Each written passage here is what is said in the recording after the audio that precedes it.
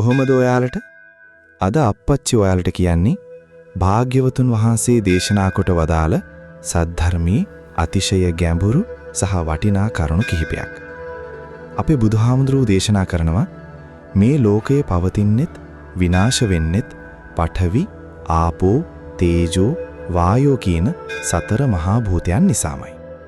අන්න ඒ වගේ උතුම් වූ ශ්‍රී සද්ධර්මයේ පැවැත්මටත් දියුණුවටත් පිරිහීමටත් බලපාන ප්‍රධානම හේතුවක් තියෙනවා. ඒ තමයි භික්ෂු, භික්ෂුණී, උපාසක, උපාසිකා කියන සිව්වනක් පිරිස තමන්ගේ යුතුයකම් සහ වගකීම් මනවින් ඉටු කිරීම හෝ නොකිරීම. ධර්මය කියන්නේ අකාලික වූ පරම සත්‍යයක්. හැබැයි අද මේ සමාජයේ සිද්ධ වෙන්නේ මහා ලොකු ධර්ම විකෘතියක්.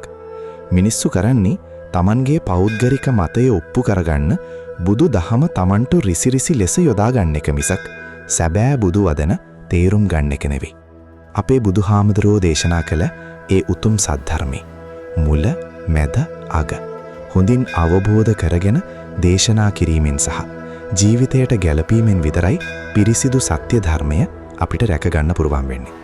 මොකද තර්කය කියන්නේ සත්‍ය නෙවෙයි. පොඩ්ඩක් හිතන්න. මම ඔයාලගෙන් පුංචි උදාහරණයක් අහන්නම්. උසාවියක හැමතිස්සෙම දක්ෂ ලෙස තර්ක කරලා දිනන නඩුවක් 100%ක්ම සර්වසාධාරණ නිවැරදි එකක්ද? නැහැ නේද? අන්න ඒ වගේ තර්කයෙන් දිනන හැමදේම ඇතුලේ සත්‍ය නැහැ. ඒක ඔයාලම තීරණය කරන්න. සිව්වනක් පිරිස බුදුරජාණන් වහන්සේ කෙරෙහි, ධර්මය කෙරෙහි, සංඝයා කෙරෙහි, ශික්ෂාව කෙරෙහි සහ සමාධිය කෙරෙහි ගෞරවයෙන් සහ අගෞරවයෙන් කටයුතු කරන ආකාරය අනුව තමයි සද්ධර්මයේ ආයුෂ තීරණය වෙන්නේ. යම් දවසක මේ සිව්වනක් පිරිස ධර්මයේ පොතපතට විතරක් සීමා කරලා Tamanගේ වගකීම් පැහැර හැරලා වැරදි වැඩ කරන්න ගත්තොත් එදාට බුදු සමින්දානන්ගේ උතුම් ධර්මය මේ ලෝකෙන් හැලිලා නැති වෙලා යනවා. ඒ නිසා ධර්මය ආරක්ෂා කරගන්නවා කියන්නේ මුලින්ම Taman තුල ධර්මය පුරුදු කරන එක. ත්‍රිපිටකයේ සංයුක්ත නිකායේ සඳහන් වන සද්ධම්මප්පතිරූපක සූත්‍රයට අනුව දවසක් මහා කස්සප මහරහතන් වහන්සේ බුදුරජාණන් වහන්සේගෙන් විමසනවා. ස්වාමීනි, පෙර කාලයේ නීති, ශික්ෂාපද තිබුණේ හරිම අඩුවෙන්. හැබැයි ගුණධර්ම පුරන උතුමන්ලා ගොඩක් වැඩ සිටියා. අද නීති වැඩි. හැබැයි සැබෑ ගුණධර්ම පුරන අය හරිම අඩුයි. සද්ධර්මයේ පිරිහින්නේ ඇයි කියලා. අන්න ඒ වෙලාවේ භාග්‍යවතුන් වහන්සේ මහා කස්සප හිමියන්ට අතිශය ගැඹුරු බුදු වදනක් දේශනා කරනවා. නතාව කස්සප සද්ධම්මස්ස අන්තරදානං හෝති. යාව ලෝකේ සද්ධම්මප්පතිරූපකං නෞපජ්ජති.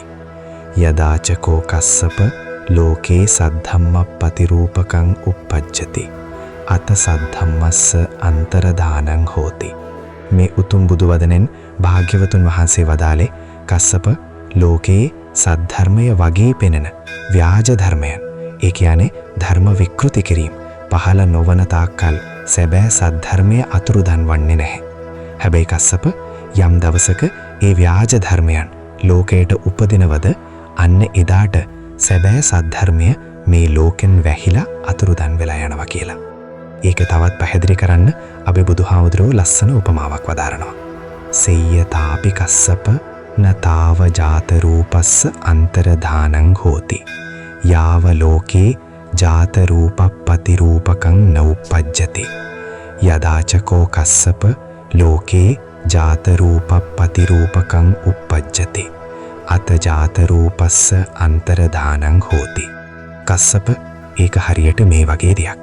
ලෝකේ රත්තරන් වගේ පෙනෙන ව්‍යාජ රත්තරන් පහළ නොවන තාක්කල් සැබෑ රත්තරන් අතුරුදන් වන්නේ නැහැ. හැබැයි යම් දවසක ඒ ව්‍යාජ රත්තරන් ලෝකයට ආවොත් අන්න එදාට සැබෑ රත්තරන් වැහිලා අතුරුදන් වෙලා යනවා. මිනිස්සුන්ට සැබෑ රත්තරන් මොනවද කියලා හඳුනා ගන්න බැරි වෙනවා. සද්ධර්මයේ විනාශ කරන්නේ බාහිරින් එන සතුරන් නෙවෙයි. භික්ෂු, භික්ෂුණී, උපාසක, උපාසිකා කියන මේ සිව්වනක් පිරිසම බුදුන් දහම් සංඝුන් කෙරෙහි තියෙන ගෞරවය නැති කරගෙන Tamanගේ යුතුයකම් සහ වගකීම් පැහැර හරින දවසටයි ධර්මය නැති වෙන්නේ. යම් දවසක මේ පිරිස ධර්මයේ පොතපතට විතරක් සීමා කරලා වැරදි වැඩ කරන්න ගත්තොත් එදාට සැබෑ බුදු සමය මේ ලෝකෙන් හැලිලා යනවා. මෙන්න මේ උතුම් වදන හොඳින් හිතට ගන්න. අනුන්ගේ වැරදි සෙවීමට වඩා අනුන්ගේ දොස් දැකීමට වඩා තමන් දෙසම බලා තමන් තුළ පවතින අඩුපාඩු සෙවීම සහ තමන් පිළිබඳව නිවැරදි අවබෝධයක් ඇති කර ගැනීම හුඟක් උතුම්. බුදුරජාණන් වහන්සේ වදාළේ ධම්මෝ හවේ රක්ඛති ධම්මචායි. ධර්මයේ හැසිරෙන කෙනේවා ධර්මයේ විසින්ම ආරක්ෂා කරනවා. සැබෑ අවබෝධයෙන් යුතුව ධර්මානුකූලව ජීවිතේ හැඩගස්වා ගන්නා පුද්ගලයා විතරයි මේ ධර්මය ලෝකයේ තුල සදාකාලිකවම රැකගන්න සමත් වෙන්නේ. ධර්මයේ හැසිරෙමින් තමන්ව හඳුනා ගන්න. මම අප්පච්චි.